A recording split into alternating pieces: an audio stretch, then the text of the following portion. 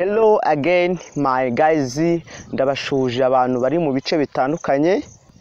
Uyu munsi nongeye kubasuhuza cyane kandi nanone mbifuriza kugira ngo Imana ikomeze ibarinde. Aka kanya ngiye kukubwira uburyo wafungura Google email cyangwa email cyo bita Gmail. Tuzarebana A, B and C. Ahambere tuzareba uburyo wafungura, ahambere tugiye kureba uburyo wafungura email, aha kabiri tuzareba uburyo wabika amafoto cyangwa video, aha gatatu tuzareba uburyo wafata video cyangwa creating a YouTube channel, aha kane tuzareba uburyo wafata video yawe ukayishyira kuri YouTube channel maze ukakomeza kuryoherwa uhabwa n'amafaranga y'ubuntu. Let's go, reka tugende. Kandi nimba utarakora subscribe, icyo ngusaba no kugira ngo ukore subscribe kandi dukomezanye. Gukora kwa akantu k'umutuku na amamega yawe agenda, nta n'ikintu na kimwe kigenda cyawe, nta n'isegonda. Icyo ngusaba rero kora subscribe, like and share kugira ngo dukomezanye. Nimba waranayikoze nta kibazo, kora like and share dukomezanye. Rero nimba uri mushya wowe cyusabwa no gukora ibyo bintu bitatu twangiza tugakomeza tukiryohereza. Channel yo aracyari Technology TV. Reka dukomeze noneho tujye aho bita setting. Setting turagenda setting yacu nkuko muyizi, nababwiye ko izagiye dufasha utuntu twinshi. Setting yacu ni iyi ngiyi dufite angaha. Iyi niyo igiye kudufasha, kano kantu igiye kudufasha akantu gatandukanye. Iyi setting yacu muri kubona ahangaha. Noneho tugiye kwijyamo, nitumara kwijyamo iyi setting dukora akantu kameze gutya. Twamaze kujyaho, noneho wenda hari igihe ijambo tugiye gushaka tutahita tubibona, ariko kugira ngo uribone wowe kwa kwanya uzahita uza hano hejuru handitse search settings. Ahangaha rwose search settings. Wow, twagiye noneho turakandamo dusacinge, twandikemo account yamaze kuzamo. Okay, nimara kugira tuhita dushakisha noneho account, turebe ko yaje. Turebemo account yacu ngiyi hano hejuru, ndakeka muri kubibona mwese. Ni nabanza hejuru noneho uburyo ahangaha. Ikindi kintu uzahita ukora, uzatukana kuri account nyine.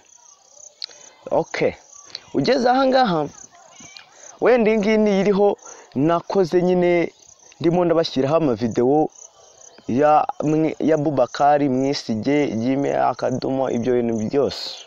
Okay, wowe ikintu uzaba ufite, wenda niba uzaba udafite Gmail nimwe ariko uri kwicreating, uzahita ukanda kuri kano kantu kanditseho add account, handitsemo plus. Aka kantu ni kuzakandaho, numara gukandaho dukomeze noneho. Okay, nugera ahangaha bazakubwira ngo duo exchange Google high account personal MPS personal ngwegwe. Witukanda noneho wowe uzatukanda kuri Google. Ndakeka muri kubona rwose, dore ngiyi iyo Google rero niyo uzahitukandaho wita bete bakugeza noneho hangiye reka maze muri password. Hari igihe wowe wazaba udafite mu password bigata bikora gata bigena ku kanya. Icyo uzahita ukora, dore aho bagiye kutugeza, barahita batugeza kuri Google. Reka turebe mu gihe birimo birakora. Ndacyakubwira ngo nimba utarakora subscribe, yikore kuri akantu k'umutuku rwose, subscribe, like and share. Ahangaha noneho batugeze kuri Google sign and in with you Google account, learn more. Hano utuntu dufite ahangaha ni aka kantu, naka ndetse n'aka ngaka. Noneho kugira ngo ngiye mbikwereke neza, noneho aka ngaka kugira ngo mbikwereke neza, noneho reka nkashyira hano hejuru. noneho ako kanditseho aka kambere aka ngaka si uzagakoraho.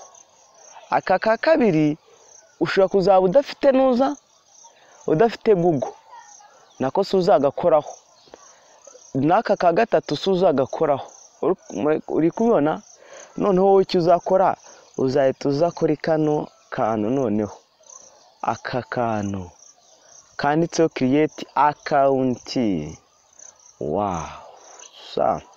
Noneho icyo uzahita ukora creating account. Okay, noneho batukuvuga ngo for myself to manage my business. Ni yawe ku giti cyawe cyangwa ugiye kuyikora business?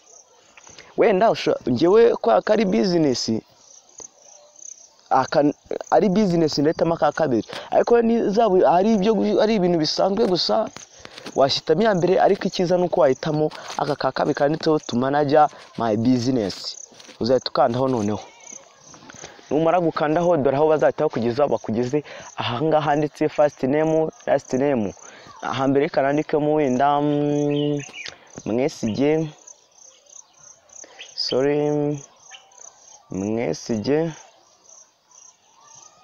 Mwesigye David. Aha, kwako nanditsemo amazina abiri kandi ajyamo izina rimwe. Hano hasi no ndandika David. Bite nandi nkomeze next. Bete bangeze ahangaha nozuza ukwezi kwigiye navukiye, wenda reka nandikemo Gutomba. Wandika ibyo ushaka, iminsi, umwaka nandikemo 2000, kalendari, Mary. Aka kambere kavanga female ni umukobwa, aka kabiri ni umuhungu. Ahangaha laza not say nugira icyo uvuga na kimwe, ariko reka nandikemo email ngewe nda nk'umuhungu. Wow, reka nandike next. Mite ngera ahangaha. Noneho ayamara kuvuga ngo Mwesigye 524@gmail.com. Mwesigye David 84. Reka nandike. Wenda ushobora kubona iyi mibare guhaye utabipfa kuyifata ukikreating yawe. Wenda reka nkweting yanjye, wenda ndebe nandikemo ngo Mwesigye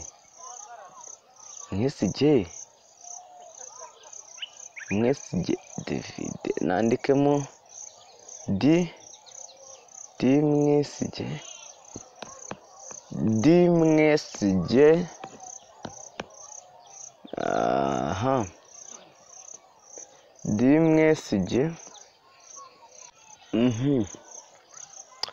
Ya, nawe niko uzabigenza. Ngewe nkizemo Mwesigye 38. Ahangaha ibindi barabyizuriza @gmail.com. Nandi next. Noneho okay, barabyanze. Reka ndebe irindi zina nshyiramo, wenda nandikemo 500. Kanandikemo Mwesigye.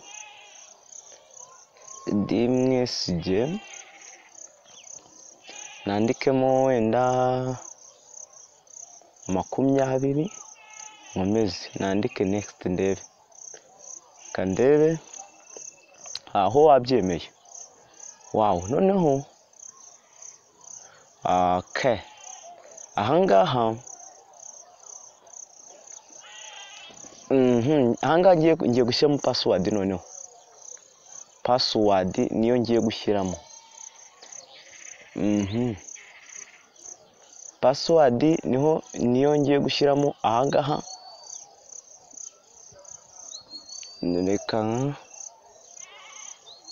Reka ngiye gushyiramo password. Ya, nashyizemo password. Noneho nande next.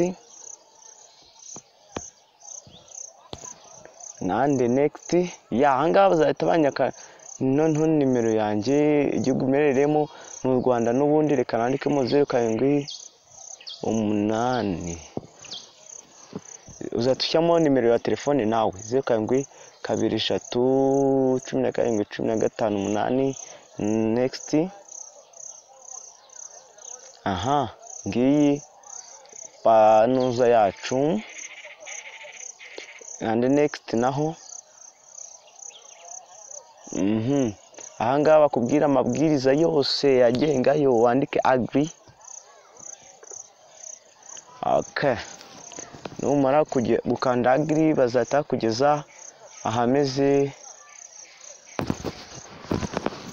Okay, nimba utarakora subscribe bamaze kudufungurira email yacu Google service, dore ngiyi nayo yiyongereyemo muri za zindi zacu twari dufite. Nari mfite iyi ya mbere yanditseho Bakari Mwesigye, none hiyongeyeho iyi ngiyi ya kabiri handitseho ngo, iyi ngiyi yanditsemo ngo dmwesigye20@gmail.com. Wow, urabona ko byarangiye. Okay, nimba kwa subscribe ukora subscribe, dukomezanye.